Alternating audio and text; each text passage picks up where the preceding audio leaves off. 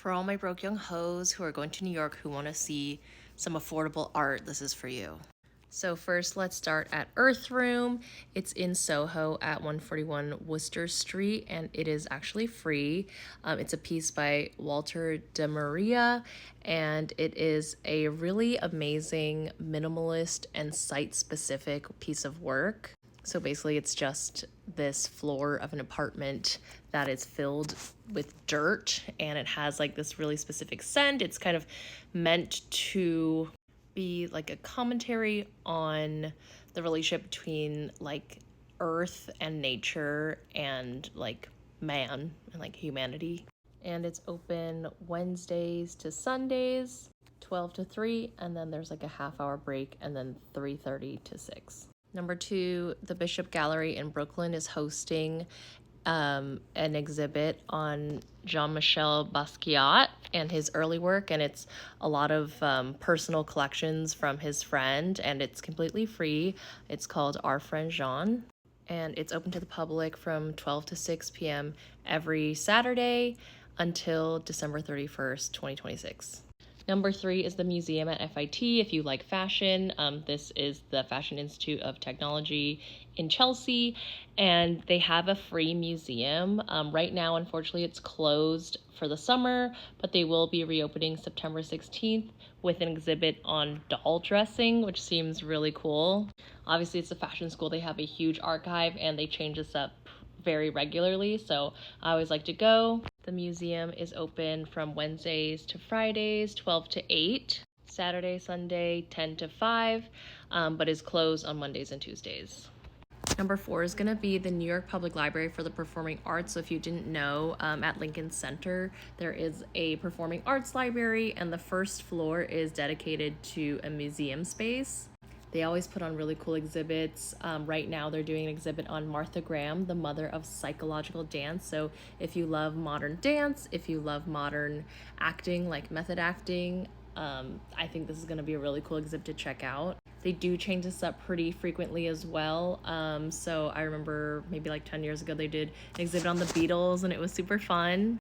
Also, the rest of the library is really awesome as well. You're able to, I think you need a library card to do this, but you can watch professional recordings of Broadway shows, although I think you need to make appointments for that. And also they have like tons of plays and books about like performing arts and music. Do NYC has a great list of free galleries in New York. Obviously there are a ton of free galleries, but if you don't know where to start looking, this is a great list. And usually on Thursday nights, there'll be gallery openings and they serve wine. And finally, we have Dream House. This is in Tribeca. It is essentially a entire floor of this building that is a light and sound installation. I feel like this piece of work is a little hard to describe because it's a very experiential piece of work. So it's by composer Lamonte Young and lighting designer Marian Zazila, and they're actually a couple. And basically, you know, there's these really cool lights, and then they have these speakers that are playing a droning sine wave. And as you walk through the space and experience and stand up, lay down, like move around, the sound hits your, ears in different ways, and it sounds different. It's very cool, hard to describe, definitely worth checking out. Unfortunately, it is not free anymore. It used to be by donation, but now it's $10, but I think it's a really cool $10 to spend experiencing this really awesome piece of work. And I think it's also a great place to like chill after a long day of walking around New York. And it's open on Wednesdays and to Saturdays from 2 p.m. to 10 p.m. And I love going at the end of the day. I think one time I went at like 8 p.m. and you just lay there and hang out. And depending on what time of day, it can be like totally empty. Also, if you are unlike me and an actual young ho and you're under 25, the Whitney Museum of American Art is actually free for anyone 25 and under.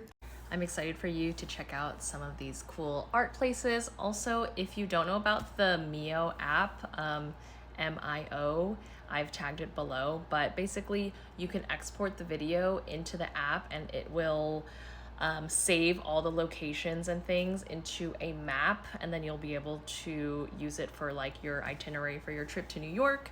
I'm personally planning a few trips in places around the world, but it's a great way to organize all the things that you save on TikTok without it getting lost. And I love the map feature so that you can see like all the different things that you want to do and where they are.